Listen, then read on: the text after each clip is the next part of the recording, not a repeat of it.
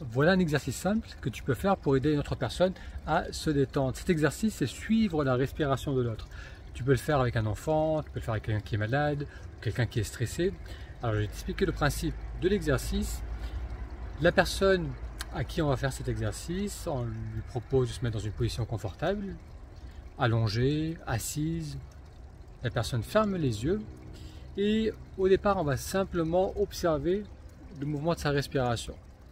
Donc on observe l'expansion de la poitrine ou le ventre qui bouge, on tend l'oreille pour vraiment voir la respiration de l'autre et ensuite on va caler notre propre respiration sur la respiration de cette personne.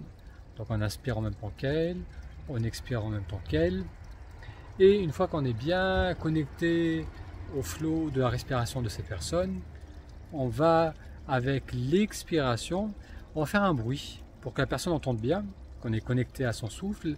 Donc ça peut être un souffler simplement, que la personne puisse entendre. On peut faire un son, une syllabe, laisser faire en sorte que la personne entende bien qu'on est calé avec sa respiration.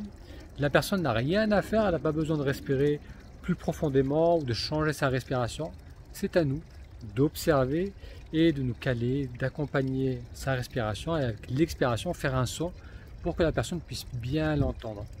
On fait ça pendant quelques minutes, 5 minutes, 10 minutes si on a la possibilité de le faire. Et les bienfaits de cet exercice, c'est que ça va permettre déjà une connexion de vous avec cette personne. Il y a une intimité qui se met en place lorsqu'on suit la respiration de l'autre. Ça va permettre à la personne qui est en train de faire l'exercice, qui est en train de suivre l'exercice, ça va lui permettre de vraiment lâcher prise. Le retour que j'ai souvent, c'est que on fait plus attention à sa respiration et on se laisse porter par le bruit qui est donné par la personne qui nous guide. Donc ça permet de lâcher, ça fait un grand bien.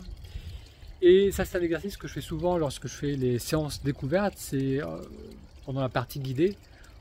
On va avoir un petit moment où je vais suivre la respiration, où je vais suivre ta respiration, la respiration de la personne que j'accompagne.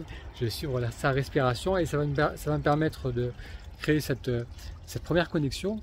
Et c'est aussi utile pour savoir un peu l'état dans lequel est une personne, pouvoir suivre et se connecter à sa respiration. Donc je t'invite à expérimenter avec cet exercice. Pour récapituler, tu proposes à la personne de prendre une position confortable, de fermer les yeux. D'abord, on observe la respiration de l'autre. On commence à respirer avec.